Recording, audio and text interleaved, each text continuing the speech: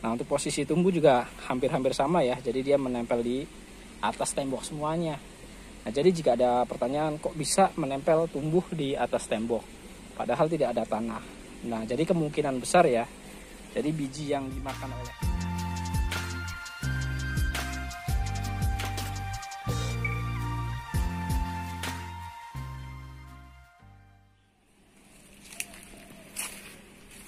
Halo, ketemu lagi dengan saya di Alis Ramadhani Channel. Nah, di video kali ini saya akan mengajak teman-teman semua untuk melihat dan mengenal jenis-jenis tanaman yang bisa dijadikan untuk bonsai di alam liar. Nah, jadi jenis ini ya, jadi masih banyak ditemukan di alam liar. Nah, jadi yang pertama kita mulai dari sebelah sini dulu ya. Nah, jadi yang pertama ini iprik atau beringin iprik. Nah, jadi seperti ini ciri-ciri daun beringin iprik ya. Nah, ini lonjong memanjang dan mengerucut di bagian ujungnya. Nah, untuk jenisnya sendiri ini jenis ficus ya, bergetah putih. Nah, ini hama khas jenis tanaman ficus. Jadi daunnya mengeluntung seperti ini. Nah, ini biasanya terjadi pada iprik dengan beringin ya. Nah, jadi ini posisi tumbuh dia menempel di tembok seperti ini. Nah, untuk jenis ini ya, ini masih banyak sekali ditemukan di alam ya atau di sekitar kita. Ini biasanya tumbuh di saluran air, menempel di tembok, menempel di pohon lain ya, dan di tempat lainnya. Dan yang ini beringin. Ini ukurannya memang tidak besar ya, tapi ini sudah tumbuh dan tidak mungkin nanti bisa membesar nantinya. Sekarang kita geser ke sebelah sini. Nah, yang ini amplas putih. Nah, ini daunnya memanjang, lonjong seperti ini. Nah, ini bisa lebih lebar dari ini ya kalau ketika subur ya. Nah, ini karena posisinya di atas tembok dan menempel, jadi ya seperti ini. Nah, bisa teman-teman lihat ini masuk ke celah tembok seperti ini. Nah, ini juga sama ya seperti iprik, beringin, dan amplas. Ini jenisnya sama, jenis ficus bergetah putih semuanya. Nah, untuk ciri batangnya dia berwarna putih keabuan seperti ini.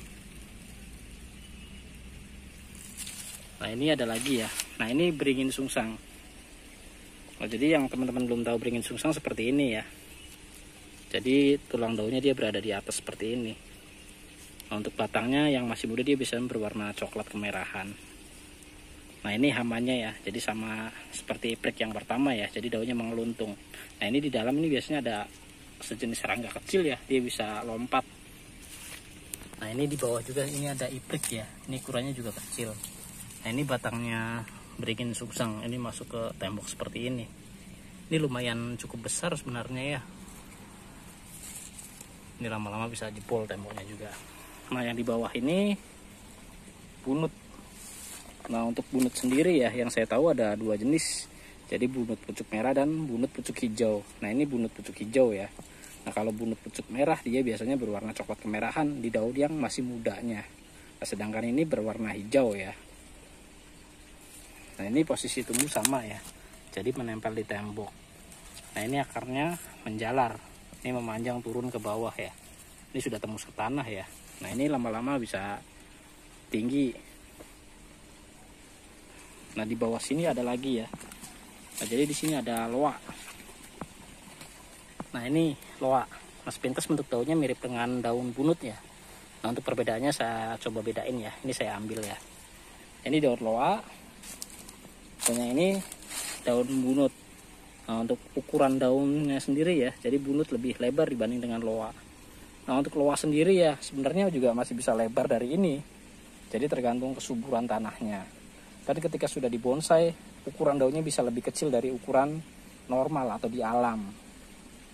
Nah, jadi ini ada di satu tempat ya. Jadi yang pertama, ada loa, bunut, beringin sungsang, yang di belakangnya iprik ya.